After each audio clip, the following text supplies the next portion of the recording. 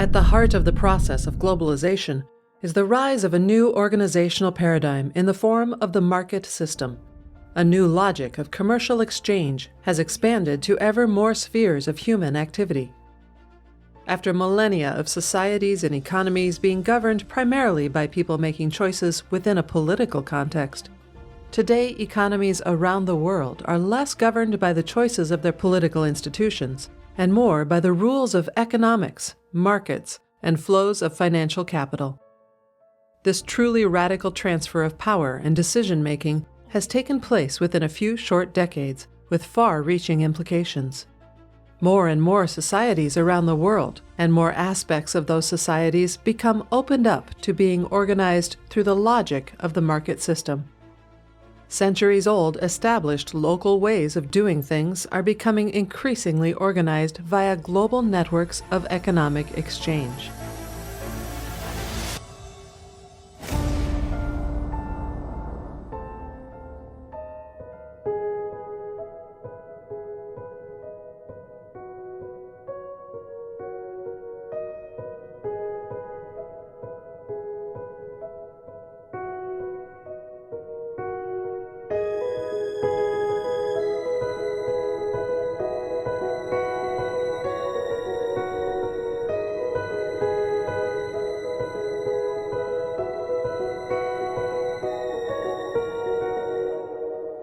Since the origins of society, people have formed political institutions to make collective decisions for their community.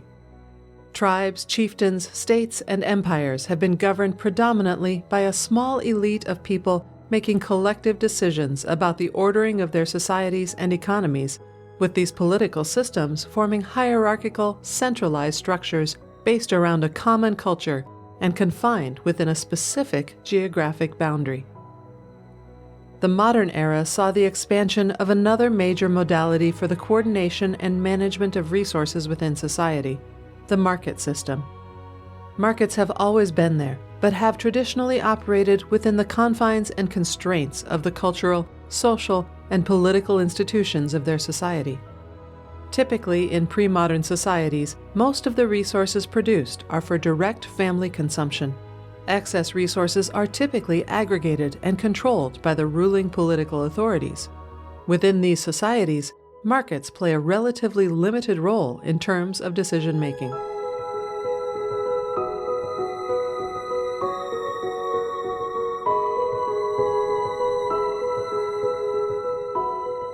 One of the primary characteristics of the modern era has been the rise of capitalism and the market system, particularly since the Industrial Revolution.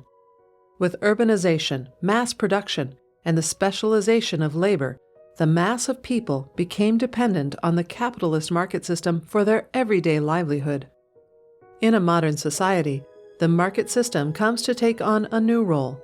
Instead of being a means to an end that is controlled by the political, social, and cultural elite, it becomes an end in itself, and increasingly liberated from socio-political constraints as an ever more important means for decision-making in relation to the allocation of resources. The economy becomes the glue that binds people together through their interdependence on each other. Through the process of industrialization, it becomes a major independent organizational structure. During this process of industrialization, it became accepted that the market system needs independence from socio-cultural and political control. Although this idea was challenged during the 20th century by centrally planned economies like the USSR, it eventually came to dominate.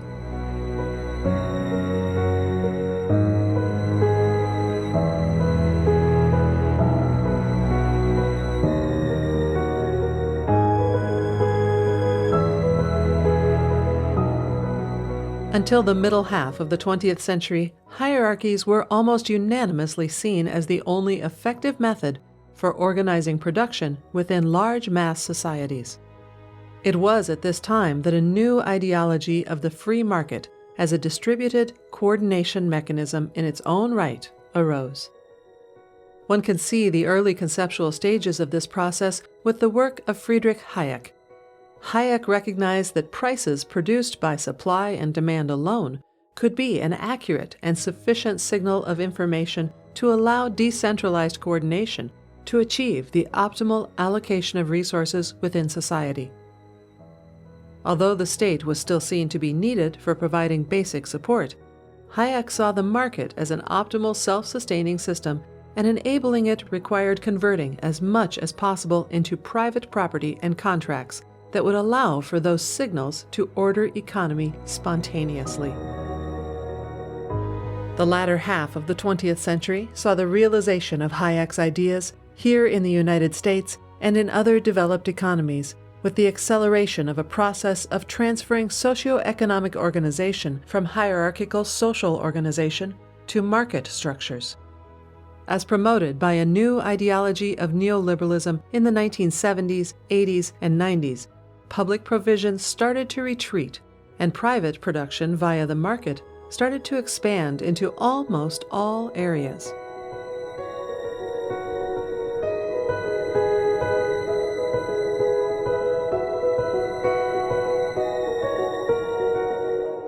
The neoliberal paradigm is the logic of the market system.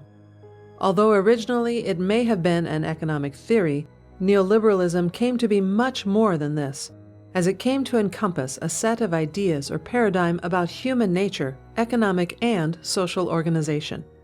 Neoliberalism is the free market ideology based on individual liberty and limited government that connected human freedom to the actions of the rational, self-interested actor in the competitive marketplace.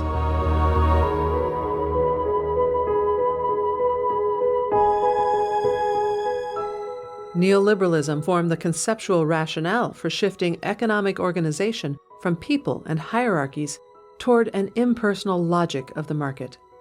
In order for it to achieve this, it had to remove power and capabilities from the nation-state. A battle was fought during the latter half of the 20th century for control over the state, and it was largely won by the proponents of this new market-based model. Neoliberalism had a clear agenda to shift power from democratic systems of governance and move it into the market. This was done through two primary vehicles. One was privatization and deregulation of national economies. The other method was the shifting of power out of national democracies and their parliaments and into the executive and international bodies that were not controlled via democratic procedures, such as the IMF or WTO.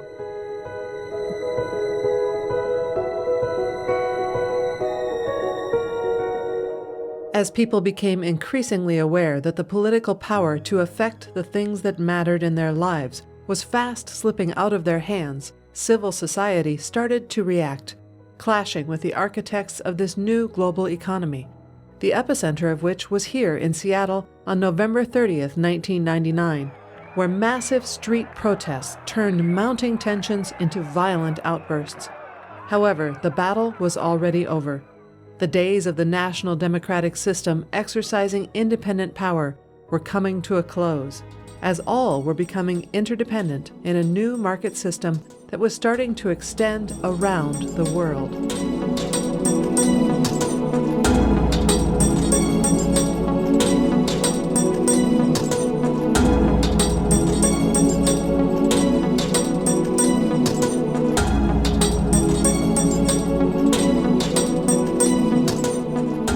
The ideological and regulatory playing field was now set for an unprecedented expansion in global economic activity, an era starting with the fall of the Berlin Wall that is now called hyper-globalization. Countries around the world began in earnest to industrialize their economies, bringing in country workers into urban centers to work in the low-skilled manufacturing of goods that could now be exported to global supply chains. Global trade agreements removed the limitations of the national economy as the world economy could absorb a much greater amount of production.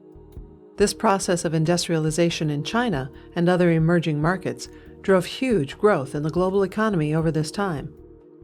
The expansion of telecommunication networks and the introduction of computerized coordination into the corporation enabled it to geographically disaggregate certain key aspects of production. Outsourcing expanded, creating greater exchange along the emerging global supply chains. More products and information were starting to move between more nodes, faster and at greater volume.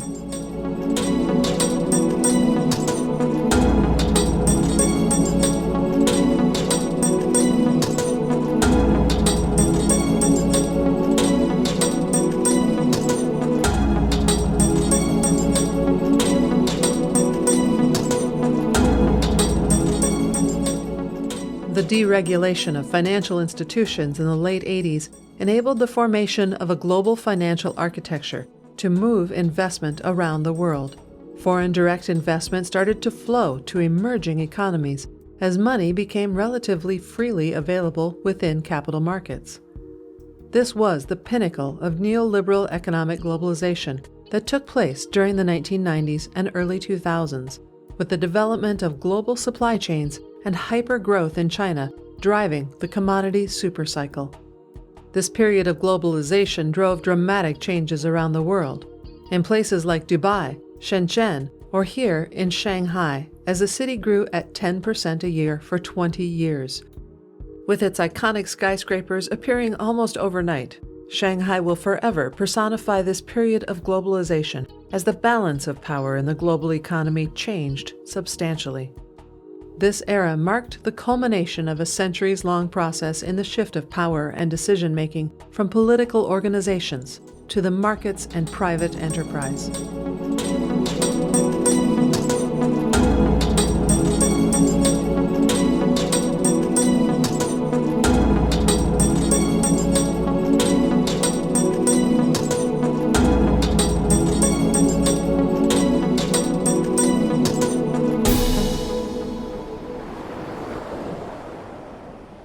This period of extraordinary growth in the global economy all started unraveling over the course of a few months with the emergence of a global financial crisis. The well-accepted truths of economic development were shattered overnight. Everything became open to re-questioning, and an era of uncertainty began. The cold, hard realities of national divides and geopolitics came to once again prevail.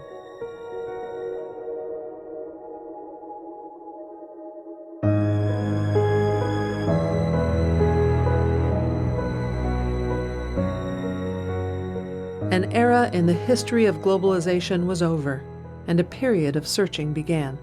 When a new model for globalization was to emerge almost a decade later, it would take a very different form.